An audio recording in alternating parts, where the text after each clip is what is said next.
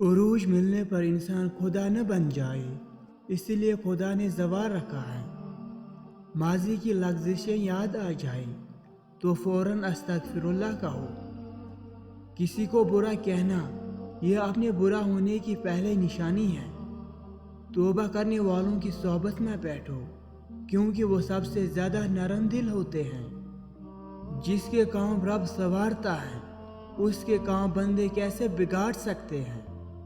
جب زندگی ماں باپ کی لاڈلی اولاد کے منہ پر تھپڑ مارتی ہے نا، تو ساری باتیں سمجھ آ جاتی ہیں۔ ہم اچھے وقت کی تلاش میں ساری زندگی گزار دیتے ہیں، حالانکہ جو وقت گزر رہا ہے وہی اچھا ہے۔ رنگ چاہے جو بھی ہو، گواہی سب کی ایک ہی ہے، لا الہ الا اللہ محمد رسول اللہ صلی اللہ علیہ وسلم۔ تمہیں پتہ ہے جب بات ناممکنات پر آ کر رک جاتی ہے نا، تب میرا رب کہتا ہے ان اللہ علی کل شیء قدیر۔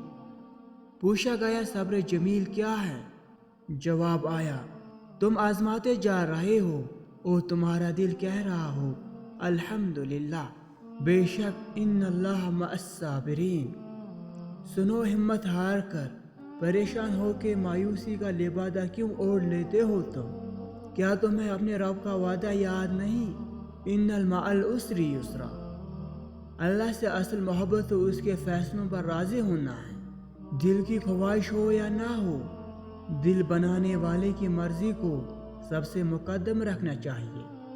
ارے تم تو ابھی سے ہمت ہار گئے، ابھی تو وہ مقام آنا ہے جہاں اللہ نے تمہیں تمہاری مانگی ہوئی ہر چیز سے نواز دینا ہے۔ وہ تم نے سنا نہیں؟ فاصبر صبرا جمیلا، کیونکہ ان اللہ مع الصابرین۔